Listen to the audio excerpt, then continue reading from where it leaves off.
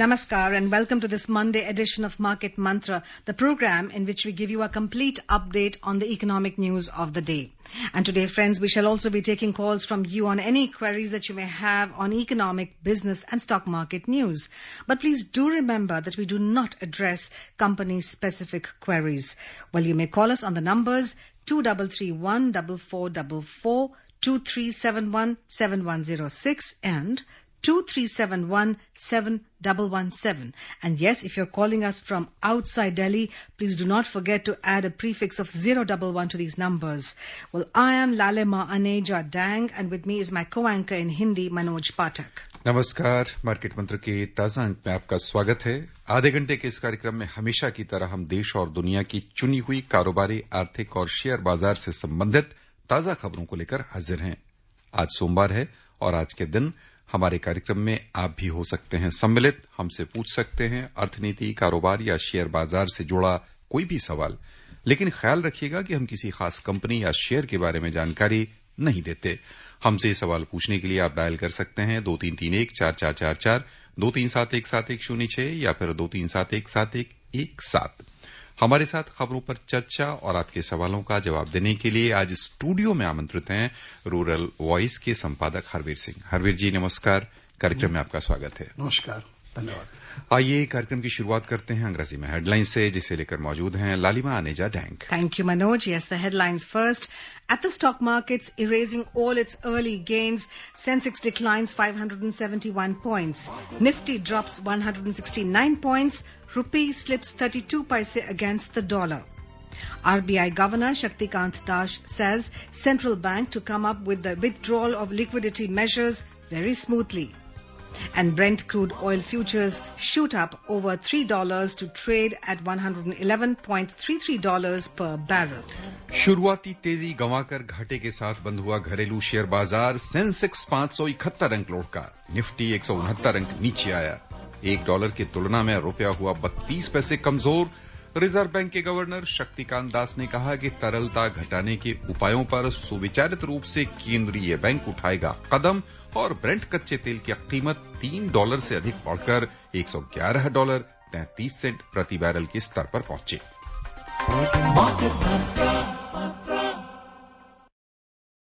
घरेलू शेयर बाजार आज शुरुआत तो काफी बढ़िया रहा, लेकिन बाद में बिकवाली तेज रही और प्रमुख सूचकांक लगभग 1% घाटे में रहे। बॉम्बे स्टॉक एक्सचेंज का सेंसेक्स शुरुआती तेजी गंवाकर कारोबार के अंत में 571 अंक यानी 1% नुकसान के साथ 57,292 पर बंद हुआ।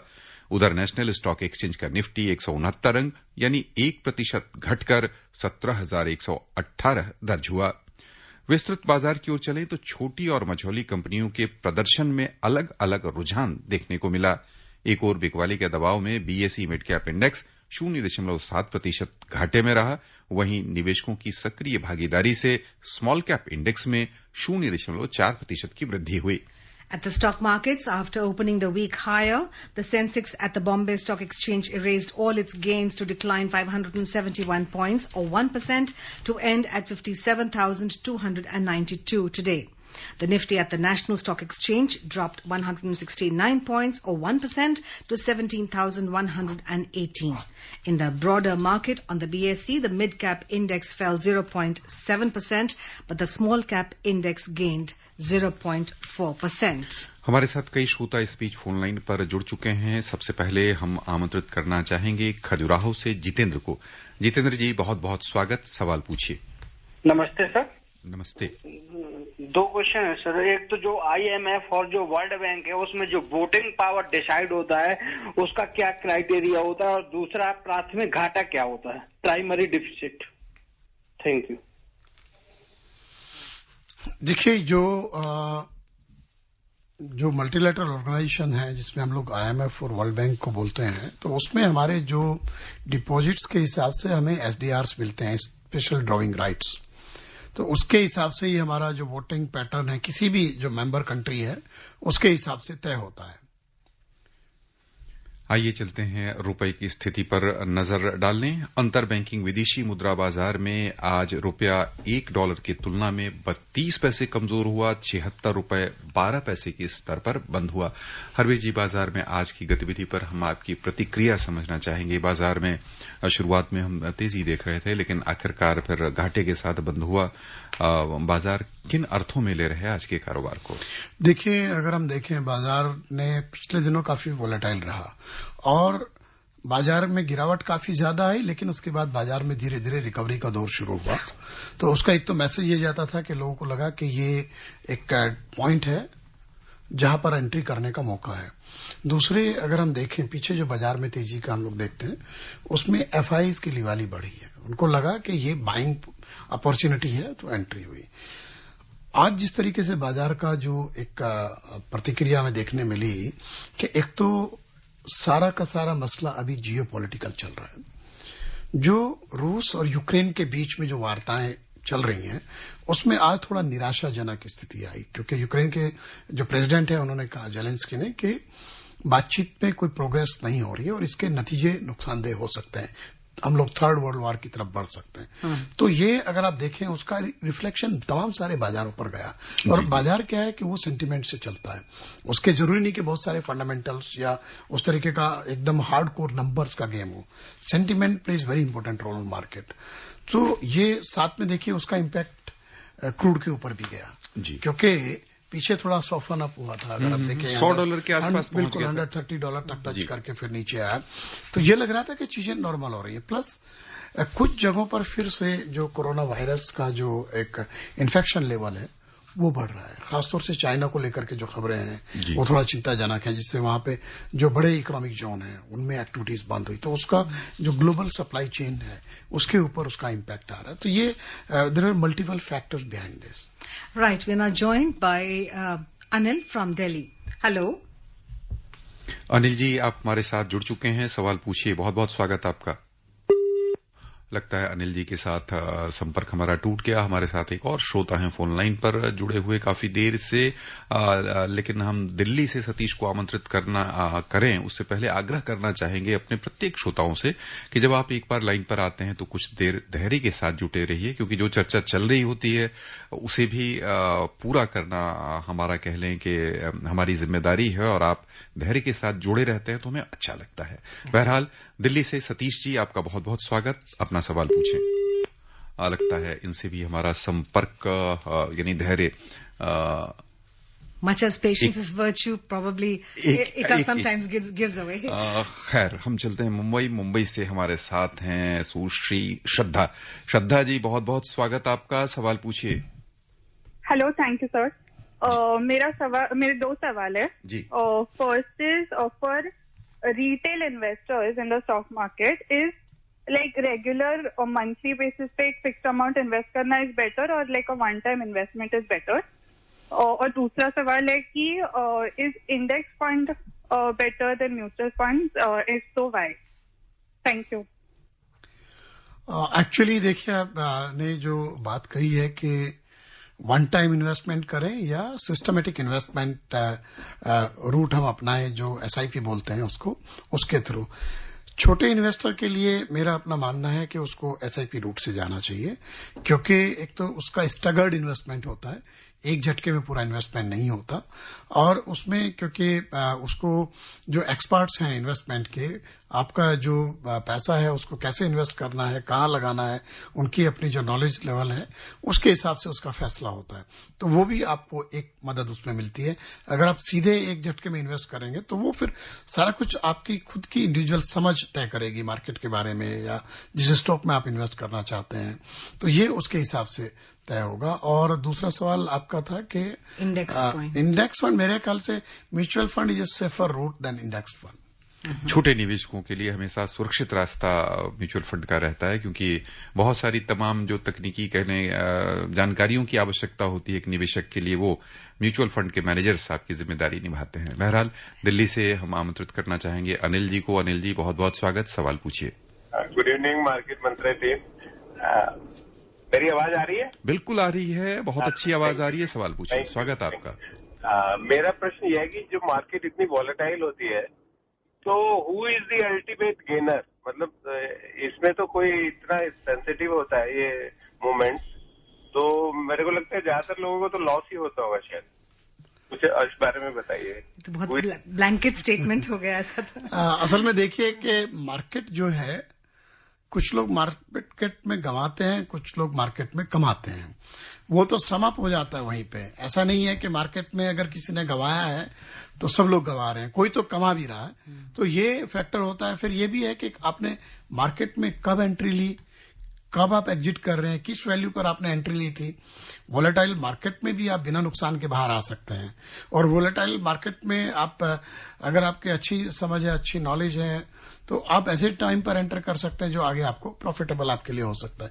So it's a very very basically skill का भी गेम है ये। ऐसा नहीं है, market is not just a simple thing. उस तरह का सिंपल इकोनॉमिक्स भी नहीं है, कोई सिंपल फॉर्मूला भी नहीं है। तो इसलिए ये कहना बड़ा मुश्किल है कि कौन गेन करता है, कौन कमा सकता है। So it is not necessary कि जो हर व्यक्ति हर बार कमाएगा ही, क्योंकि उसमें इतने सारे फैक्टर्स होते हैं, और बिकॉज इतनी सारी कंपनीज होती हैं, इतने सारे स्टॉक्स होते हैं, हर एक के साथ बहुत सारे पहलू, बहुत सारे डायनेमिक्स जुड़े होते हैं। कंपनी के अपने, सेक्टर के अपने, बायलैटरल, मल्टीलैटरल, दुनिया, बाजार, बहुत सारी चीजें होती है। पॉलिसीज जो है गवर्नमेंट की पॉलिसीज, तो ये there are multiple factors for with any stocks. तो ये तय कर पाना बड़ा एक टेढ़ा काम है कि ये बता दें कि कौन फायदा करेगा या कौन नुकसान करेगा। डेफिनेटली नॉलेज जो है वो इसमें पावर है। It also depends upon whether you're going in for a short-term gain or a long-term gain, whether you invest in blue chips and your risk-taking ability as well. Of course. All that also taken into account. And when you enter in the market, if you are ready to take risk, तो फिर शायद कुछ आपको फायदा भी होगा। All right, we are now joined by Atanu from Kolkata. Good evening, sir. Good evening to everybody, sir. My first question is, what the cause of inflation overall, and what are the cause of inflation in India? And please explain something about commodities price. Thank you. Yes, देखिए, inflation is definitely the rate of price increase at a certain interval or with a base, particular base year, and the index gets count with a basket of products and services. So that decides the prices of these products under that basket. The movement of the prices depends how the inflation is moving, and definitely there are different index. WPI, wholesale price index, which measures the price in the wholesale market, and consumer price index at consumer level. So it is like that. So these things drives, in case of commodity, definitely demand and supply, and demand and supply not only domestic front, but demand and supply now at the global front also, because we depend a lot on supply from the abroad. At the same time, we also export a lot of commodities. So the commodity and at the same time, what kind of investment is happening in the commodities? If commodity is giving better return, definitely in commodity exchanges worldwide, investment happens a lot in commodities. If there is some prospect to make money out of that also. It is not necessary that only supply demand basically decides about the pricing and inflation. Sometimes investment decisions also basically change the rate of inflation. That is also there. And definitely the basic things I told, how inflation is measured and what is inflation. हमारे साथ कई श्रोता phone line पर हैं। आप सबों से आग्रह कि अपने फोन लाइन पर ही बने रहें। हम आपसे बातचीत करेंगे, लेकिन पहले कुछ समाचार, उसके बाद एक छोटा सा विराम, और उसके बाद आपसे फोन इन में चर्चा जारी रहेगी। आइए चलें वैश्विक बाजारों की ओर। सबसे पहले एशियाई शेयर बाजार, जहां आज मिला जुला रुख रहा है। चीन का शंघाई कंपोजिट इंडेक्स आज 0.1% लाभ में रहा। सिंगापुर के स्ट्रीट्स टाइम्स इंडेक्स में 0.8% की वृद्धि हुई। उधर बिकवाली के दबाव में दक्षिण कोरिया का कोस्पी 0.8% नीचे आ गया। हांगकांग के हिंगसेंग में 0.9% की गिरावट हुई। जापान में सार्वजनिक अवकाश के कारण आज कामकाज बंद रहा। यूरोपीय बाजार की ओर चलें तो समाचार तैयार किए जाने तक वहां भी मिला जुला रुख दिख रहा था। अंतर्दिवसीय कारोबार में लंदन का FTSE 100 0.5% ऊपर था। फ्रांस के CAC 40 में भी 0.1% की वृद्धि थी। उधर जर्मनी का डेक्स शुरू में घाटे में चल रहा था, लेकिन समाचार तैयार किए जाते समय मामूली बढ़त के साथ दिख रहा था। यहां पर हम लेना चाहेंगे एक छोटा सा विराम के बाद अपने दो श्रोता जो फोन लाइन पर हैं उनका हमें उनकी प्रतीक्षा रहेगी। बने रहिए हमारे साथ। उपभोक्ताओं तक पहुंचने का सुलभ और सस्ता माध्यम है आकाशवाणी। आकाशवाणी के विभिन्न केंद्रों से कीजिए अपने उत्पादों और सेवाओं का प्रचार विज्ञापनों के माध्यम से। लोकल और राष्ट्रीय स्तर पर कीजिए अपने बिजनेस का विस्तार, क्योंकि आकाशवाणी में विज्ञापन बुकिंग हुई बहुत ही आसान। अब घर, दफ्तर या दुकान पर बैठे बैठे आप कर सकते हैं विज्ञापनों की बुकिंग। डायल कीजिए 870-001-4242। नंबर एक बार फिर नोट करें, 870-001-4242। Welcome back to Market Mantra, and now we are joined by Satish from Delhi. Let's see what he has to ask. Harveer ji, hello. Hello, हाँ जी, नमस्कार। नमस्कार जी सवाल मेरा सवाल ये है कि जैसे अभी थोड़े टाइम पहले खाद्य पदार्थों में की कीमतों में काफी बढ़ोतरी हुई है। उस पर कई कंपनियां ऐसी है, उन्होंने ना अपने प्रोडक्ट की जो प्राइस है ना वो बढ़ाए नहीं। जैसे 5 रुपए वाला बिस्कुट का पैकेट है, उन्होंने ना उसके प्राइस बढ़ाए नहीं। उसके प्राइस बढ़ाने के बजाय उन्होंने क्वांटिटी और क्वालिटी को डाउन कर दिया है। तो क्या उन्हें ऐसा करना चाहिए कि भाई अगर वो प्राइस बढ़ाते हैं तो उनकी सेल डाउन हो जाती है, वो लोग बाग उसको खरीदना बंद कर देते हैं। तो उन्होंने उसके प्राइस बढ़ाने के बजाय कहानी नहीं, सवाल पूछें, सवाल प्रसिद्ध है कि भाई ऐसा क्या होना चाहिए, उसके प्राइस बढ़ाने चाहिए ना, उसकी क्वालिटी डाउन करने की बजाय। धन्यवाद।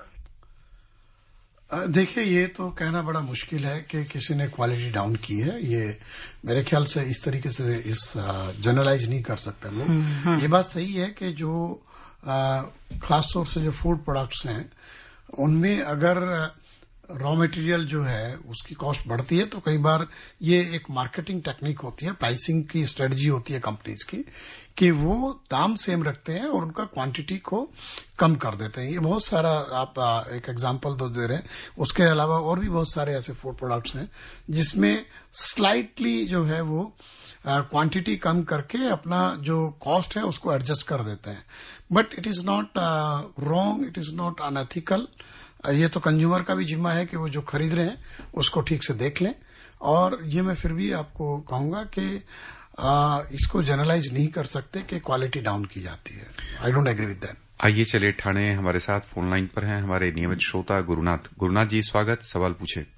जी सर, नमस्कार। नमस्कार सर, हरवीर सर को भी नमस्कार जी। नमस्कार सर, मेरा क्वेश्चन है सर, ये जो हम डिजिटल जो ट्रांजेक्शन करते हैं सर, ये जो अपने जो कार्ड होते हैं, जो क्रेडिट कार्ड जैसे अपना डेबिट कार्ड है, इसके जो सर्विस प्रोवाइडर जो कंपनियां होती है जिसमें जो लिखा होता है वीजा वगैरह और ये मास्टरबेशन, सर ये तो बाहर की कंपनियां होती है जी। हेलो, अपने हेलो, हाँ जी बोलिए। जी प्लीज कंटिन्यू। सर, ये अपने हेड ऑफिस मतलब इनके बाहर तो होते हैं, वहाँ ये लोग सेव करते हैं। तो क्या है सर, इनका नेटवर्क मतलब हमारे देश में इनका कोई ऐसा मतलब ये सेव करने का मतलब ये अपने बाहर देश में हम जो ट्रांजैक्शन करते हैं वो अपने देश में वहाँ सेव करते हैं, संकलित करते हैं। और ये पेटीएम का जो क्या मामला है सर, थोड़ा बताइए कि इसको मना कर दिया है दूसरे ग्राहक जोड़ने से। Thank you sir. देखिए, जो ये आपका वीजा है, मास्टर कार्ड है, ये जाहिर सी बात है दुनिया की बड़ी कंपनियां हैं और वो आपको पेमेंट गेटवे अवेलेबल कराती हैं। तो वो ट्रांजैक्शंस के साथ में ये एक इसमें टेक्नोलॉजी का बड़ा इन्वॉल्वमेंट होता है। डेफिनेटली वो पैसा भी उसमें उनको इनकम भी होती है। और ये दो बड़ी कंपनियां दुनिया भर में ये काम करती हैं, क्योंकि ये गेटवे प्रदान करना ट्रांजैक्शन के लिए ये अपने आप में एक बड़ा रेस्पॉन्सिबिलिटी भी है, क्योंकि उनको आपका सिक्योरिटी भी प्रोवाइड करनी है, सेफ्टी भी रखनी है, आपके डाटा को भी सेफ रखना है। हर ट्रांजैक्शन का एक डाटा होता है, हर इंडिविजुअल का अपना एक इम्पोर्टेंट होती है उसकी जो इंफॉर्मेशन, उसकी अपनी बैंक की, अपने कार्ड की। तो ये हाईली टेक्निकल जॉब होता है और जाहिर सी बात है क्योंकि बहुत बड़ा काम है ये, और दुनिया में क्योंकि यही कंपनियां कर रही हैं, कई बार विचार आया कि क्या हमारा भी कोई इंडियन कंपनी कोई या हमारा गेटवे का एक ऐसा सिस्टम हो सकता है क्या।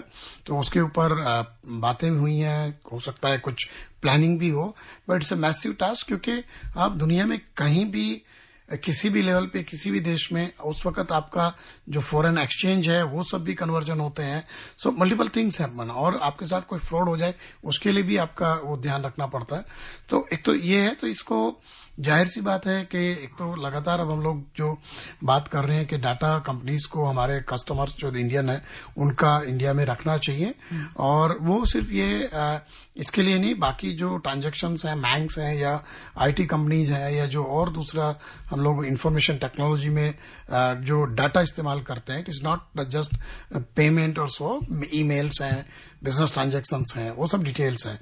तो उसको लेकर के ये काफी सारा एक पॉलिसी आ रही है कि हम लोग अपने देश में सारा डाटा रखें। जो पेटीएम का आपने कहा कि उस पर आरबीआई ने क्वेश्चन रेज किया है, और डेफिनेटली इसे अंडर आरबीआई इन्वेस्टिगेशन और आरबीआई का जो रिव्यू है उसमें है। तो जब आरबीआई से क्लैरिटी, उन लोगों ने भी अपना कुछ क्लैरिटी दिया है, क्योंकि उस कंपनी में जाहिर सी बात है सॉफ्ट बैंक और चाइना की कंपनी का इन्वेस्टमेंट है उसमें। तो अब वो किस स्तर पर उन्होंने डाटा शेयर किया नहीं किया, क्योंकि वो क्लेम कर रहे हैं कि हमने नहीं किया है, but definitely it's an issue with RBI, और आरबीआई के इन्वेस्टिगेशन में जो भी क्लियर होगा, आरबीआई इज रेगुलेटर, तो वो तय करेगा कि क्योंकि बैंकिंग सिस्टम का तो रेगुलेटर आरबीआई है, तो वो तय करेगा कि उन्होंने गलत किया था या नहीं किया था। All right, now we're joined by Anil from Gurgaon. Hello, Anil जी, सवाल पूछें। हाँ जी, मेरा एक सवाल है कि जो अभी मार्केट डाउन हुआ है तो कुछ कंपनीज ने बायबैक ऑफर्स दिए हैं, तो ये बायबैक ऑफर्स क्या मतलब क्विकली कंपनी डिसाइड कर सकती है, या सेबी की कोई गाइडलाइंस हैं जिससे पहले अप्रूवल लेना पड़ता है और एक प्रोसेस होता है? और दूसरी चीज ये कि अगर इमीडिएटली कर सकते हैं तो ये मार्केट से कम रेट पे जो आज की डेट में वही शेयर मिल रहा है, तो कंपनीज के लिए क्या लिमिटेशंस हैं, कितना वो मार्केट से बाय कर सकते हैं, rather than asking share holders to surrender the shares? देखिए, बायबैक का जो एक प्रोसेस है उसकी सर्टेन गाइडलाइन है, उसको फॉलो करना पड़ता है, और कंपनी ऑफर करती है अपने एग्जिस्टिंग शेयर होल्डर्स को और प्राइसिंग तय करती है। अब ये कंपनी को लगता है कि उसको अपना इक्विटी होल्डिंग बढ़ानी है उसमें कंपनी में, तो इसलिए अक्सर बायबैक करते हैं। कई बार डिलिस्टिंग के लिए भी बायबैक करती हैं कंपनियां, कि उसको मार्केट से डिलिस्ट करना है तो वो अपना जो इक्विटी मार्केट में है उसको बायबैक कर लेते हैं। और ये डिपेंड करता है कि जो इंडिविजुअल इन्वेस्टर या शेयर होल्डर जो है वो उसका अपना फैसला है। और अक्सर कंपनियां एक हायर प्राइस देती हैं जो मार्केट में अभी एग्जिस्टिंग प्राइस है, क्योंकि उसके अपने बेनिफिट्स के एक अपने क्राइटेरिया है कि वो क्यों बायबैक कर रही है और क्या उसको इसमें फायदा होगा।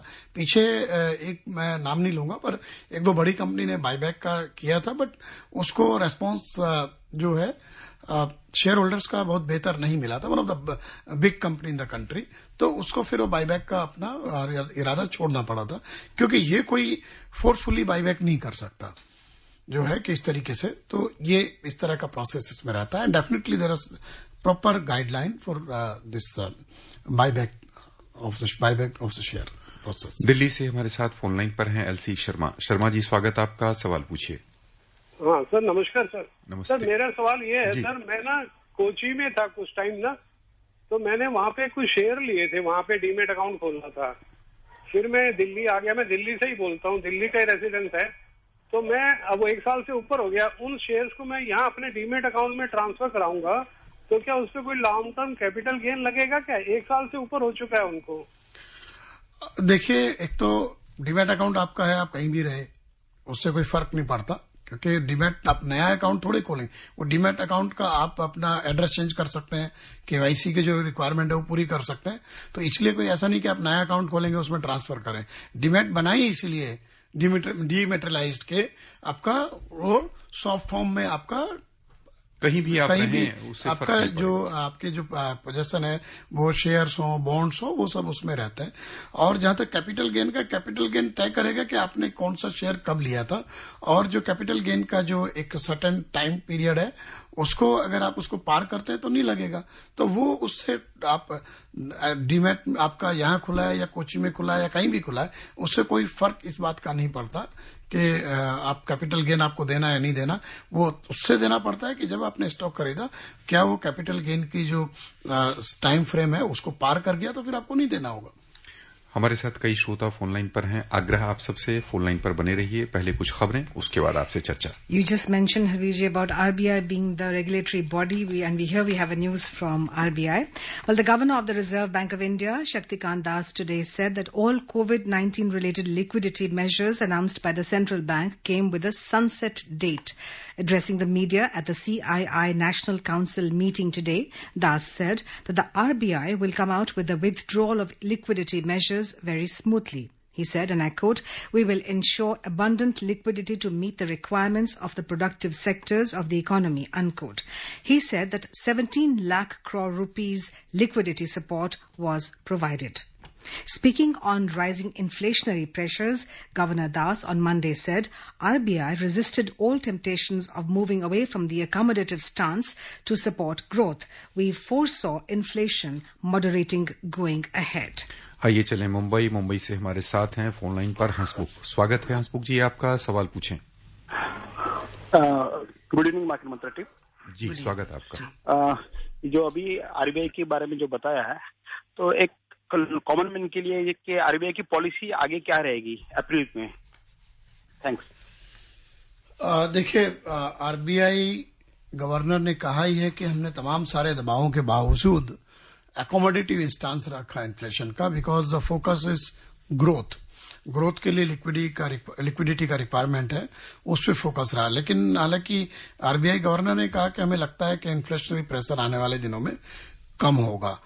अभी शायद कहना थोड़ा जल्दबाजी होगी। साथ में वो ये भी कहते हैं कि जो लिक्विडिटी है उसका टैपरिंग करने के लिए वो एक ऐसा स्मूथ प्रोसेस लेकर के आएंगे। इसका मतलब कहीं ना कहीं आरबीआई में ये थिंकिंग है कि लिक्विडिटी के लेवल पे कुछ डिसीजन लेना है, बिकॉज इन्फ्लेशनरी प्रेशर तो है। अब आने वाले दिनों में अगर वाकई इन्फ्लेशनरी प्रेशर कम होता है तो शायद जो इंटरेस्ट रेट के ऊपर जो एक बनता है स्टांस के, शायद अपवर्ड मूव होगा उसमें, उससे शायद आरबीआई बच सकता है, क्योंकि उनका मानना है कि अभी भी वो ग्रोथ को ज्यादा तरजीह दे रहे हैं इन्फ्लेशन के मुकाबले। मुंबई से ही हमारे साथ फोन लाइन पर हैं रविंद्र जी, स्वागत, सवाल पूछें। हेलो रविंद्र जी, आप हैं हमारे साथ? लगता है हमारा संपर्क टूट गया। हम गुड इवनिंग। स्वागत रविंद्र, सवाल पूछिए, समय कम है। मुझे पूछना था कि इज देयर एनी पोर्टल और website where we can get an information about the number of buyers और sellers of a script? Thank you. I think he's asking about the number of the stocks being sold or buy. So basically, the stock action gives all the information every day about the selling of the number of quantity of the share deal and what is being sold or what is being bought. It is there. You can find out from there. All right, let's take a look at, after we've talked so much about inflation, oil has a very major role to play in inflation, and here is news about oil. Global crude oil prices jumped more than $3 today. So the Brent crude futures shot up $3.40 at $111.33 a barrel. US crude futures surged $3.65 to $108.35 a barrel. आइए चलें सराफा बाजार। Multi commodity exchange में अप्रैल माह के अनुबंध वाले सोने का भाव अंतर्दिवसीय कारोबार में 31 रुपए घटा 51,513 रुपए प्रति 10 ग्राम के स्तर पर चल रहा था। वहीं मार्च वायदा कारोबार के लिए चांदी 150 रुपए बढ़कर 68,172 रुपए प्रति किलोग्राम के स्तर पर पहुंच गई। और बस यहीं पर श्रोताओं की ओर से हम आपको हरवीर जी बहुत बहुत धन्यवाद देना चाहेंगे। And before we end, the headlines again. At the stock markets, erasing all its early gains, Sensex declines 571 points, Nifty drops 169 points, rupee slips 32 paise against the dollar. RBI Governor Shaktikant Das says central bank to come up with the withdrawal of liquidity measures very smoothly, and Brent crude oil futures shoot up over $3 to trade at $111.33 per barrel. And that's all we have for you in this edition of Market Mantra. Namaskar. Market Mantra.